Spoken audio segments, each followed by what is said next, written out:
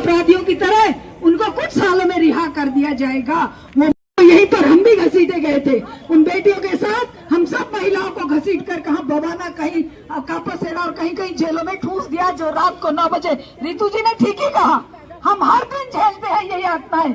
हम उन बेटियों के दर्द को लेकर जब जब आवाज उठाते हैं तब तब ये सत्ता हमें वही यातना देती है जो अभी यहाँ बयां की गई, कि जब जब हम कहते हैं कि हमारी बेटियों की सुरक्षा का इंतजाम तुम क्यों नहीं करते। रात को एक दलित बेटी को अंधियारे में जला दिया जाता है कि उसका अपराध क्या था कि वो केवल अपने परिवार के लिए काम कर रही थी, और उसको पहले बलात्कार किया जाता है, फिर उसको पुलिस की निगरानी में माँ बाप की परमिशन के बिना रात को जला दिया जाता है, वो भी तेल मिट्टी का डाल के। इसी तरह से अभी इस मनीषा के साथ किया गया है। कहाँ कहाँ गिनाए, और हत्यारे इतने बेखौफ हैं, क्यों नहीं होंगे को स्टेन स्वामी जैसे लोगों को पानी पीने के लिए, सिपर देने के लिए भी 6 महीने की डेट लगा दी। इसी बीच में उनकी डेथ हो गई, बेचारे की प्यासा मर के। चाहे कोई भी उठा लीजिए, सुधा भारद्वाज को ले लीजिए और तेलतुंबे को ले लीजिए, कितने गिनाए जो दलितों की, आदिवासियों की, महिलाओं की, बेटियों की आवाज बनते हैं। और किसी दिन हम लोगों के साथ भी यही होने वाला है, लेकिन हम डरेंगे नहीं। क्यों? क्योंकि मानवता की रक्षा करने वाला कभी डरता नहीं है, क्योंकि उसने मानव के रूप में अगर जन्म लिया है, वो दरिंदा नहीं बन सकता। दरिंदे केवल वही बन सकते हैं जो सत्ता के लालची हैं। में क्रिमिनलों को पाला पोसा जाता है, उन्हें शह दी जाती है, उनको ये बताया समझाया जाता है तुम हमारे वोट लाओ, इकट्ठे करो, बाकी तुम्हारा सब कुछ हम देख लेंगे। राम रहीम क्या कर रहे थे?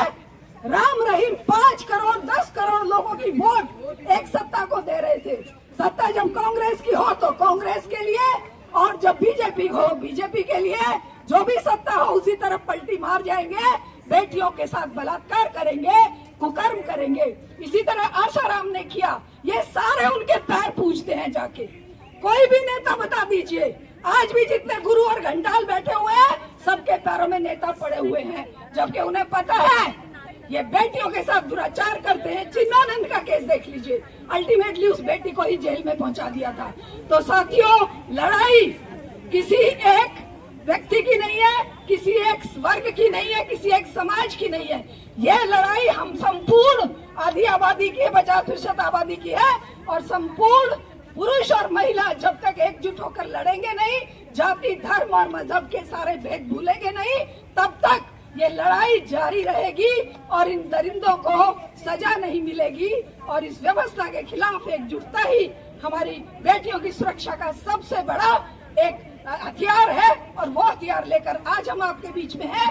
पूरे देश में जो आज ऑल इंडिया महिला सांस्कृतिक संगठन की पूरे देश में आज चल रही है हमारे विरोध प्रदर्शन, उसी कड़ी में दिल्ली में भी आयोजन हो रहा है। और हम बहुत बहुत आप सबका, मीडिया वालों का धन्यवाद करते हैं, और मेरी बहनों का धन्यवाद। इसी के साथ ऑल इंडिया महिला सांस्कृतिक संगठन जिंदाबाद, जिंदाबाद, जिंदाबाद। बेटियों को सुरक्षा दो, अपराधियों को उदाहरणमूलक सजा दो, अपराधियों को उदाहरणमूलक सजा दो, मनीषा के रेपिस्ट और हत्यारों को फांसी की सजा दो। बहुत बहुत धन्यवाद साथियों। इनकलाब जिंदाबाद, जिंदाबाद, जिंदाबाद।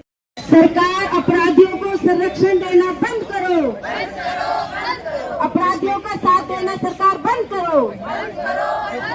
अब मैं आगे बुलाना चाहूंगी तंत्र पे आज महिला की मांग को लेकर सशक्तिकरण वायलेंस और क्राइम के एजेंसियां प्रोटेस्ट कर रहे हैं। वुमेन कमीशन की एक रिपोर्ट के बारे में आपने जिक्र किया, आप जरा बता सकते हैं? शामिल हो पाई हैं। मैं कल ही महिलाओं का क्रांतिकारी अभिनंदन करूंगी।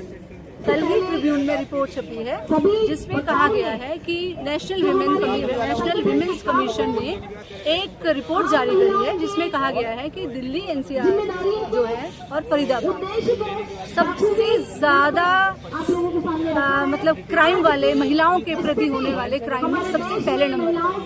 और नेशनल क्राइम रिकॉर्ड ब्यूरो की भी जो रिपोर्ट आई है, एनसीबी की जो रिपोर्ट आई है, उसमें भी महिलाओं के ऊपर जो दिल्ली में अपराध हो रहे हैं, उसमें लगातार वृद्धि की जो है वो दर्शाई जाती है। देश की राजधानी है और यहाँ पर हर एक राज्य से, चाहे वो छात्राएं हैं, चाहे वो महिलाएं हैं, चाहे वो कामकाजी महिलाएं हैं, वो यहाँ पर आती हैं। तो उनको सुरक्षा की जो जिम्मेदारी सरकार को लेनी चाहिए वो आज नहीं। एक तरफ पितृसत्तात्मक जो मानसिकता है उसको इतना ज्यादा बढ़ावा दिया जा रहा है।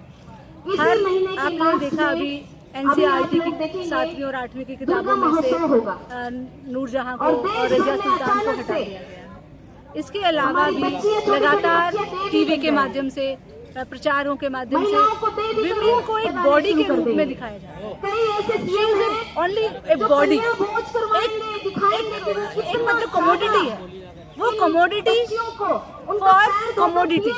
आज एक दो तरह का आज मानसिकता काम कर रही है। एक है कैपिटलिस्टिक जो सिस्टम है, वो महिलाओं को सिर्फ व्यापार के लिए इस्तेमाल कर रहा है कि क्योंकि उन्हें अपना प्रोडक्ट बेचना है तो कोई चीज महिलाओं से बुलवाई जाएगी तो वो ज्यादा असर करेगी और महिलाओं की बॉडी को भी इसी तरीके से पेश किया जा रहा है। और दूसरी तरफ जो पैट्रियार्कल सिस्टम है, जो फ्यूडल सोसाइटी की जो वैल्यूज हैं, वो आज हमारे देश में काम कर रही है। कि महिला है उसके ऊपर अपराध होते रहते हैं, बलात्कार तो सदियों से हो रहे हैं, लेकिन हम आज एक फ्यूडल कंट्री में नहीं रहते।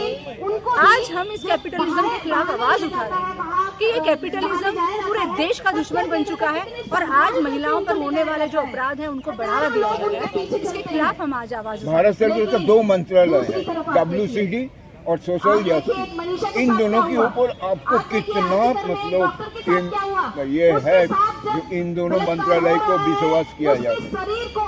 देखिए, हम चाहते हैं कि हम पूरी तरीके से भारत सरकार के जो मंत्रालय हैं उनके ऊपर हम पूरी तरीके से विश्वास करें, इसलिए हम बार बार में विरोध प्रदर्शन करने भी आते हैं हम। लेकिन आज जो स्थिति है महिलाओं की, उसमें यह है कि आज सरकारों के जो संस्थान है उन पर विश्वास उठता है। जी, मंत्रालयों के ऊपर, चाहे जो आपने अभी देखा आरजी कार के अंदर जो घटना हुई, उसमें केस सीबीआई को सौंपा जाता है।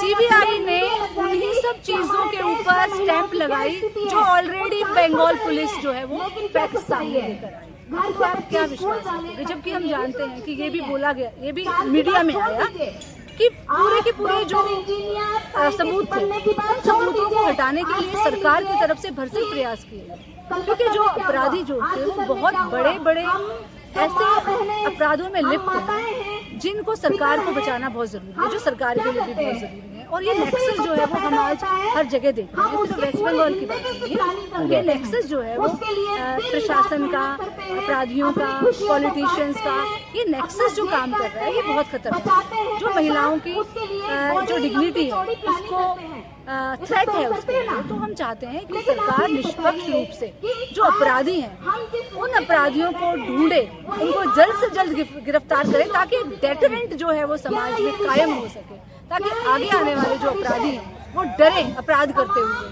लेकिन ये यहाँ जंतर मंतर पर 3 महीने तक निर्भया के अपराधियों के खिलाफ आवाज उठाई गई, अपराधियों को फांसी दो, फांसी दो, फांसी दो, फिर भी उसके बावजूद भी 4 साल बाद फांसी हो। तो बात यही है कि हमें सड़क की आवाज को भी उठाना पड़ेगा। सड़क पर जो आवाज जो है वो आज बंद करी जाती है, हमारे डेमोक्रेटिक राइट्स खत्म किए जा रहे हैं, हमें डाइसेंट का जो अधिकार मिला था वो खत्म किया जा रहा है। ये बहुत दुख की बात है। तो हम महिलाएं कहाँ जाएंगी, हम कहाँ अपनी बात करेंगे? ऐसे ही करके एक बार मनीषा मरेगी, एक बार निक्की मरेगी, एक बार अभया, एक बार निर्भया, एक बार हम सभी इसी तरीके से क्या मरते रहेंगे? क्या यही हमारी नियति है? हम ऐसा नहीं होगा। मेरा नाम ऋतु कौशिक है, मैं ऑल इंडिया महिला सांस्कृतिक संगठन की दिल्ली राज्य सचिव हूँ।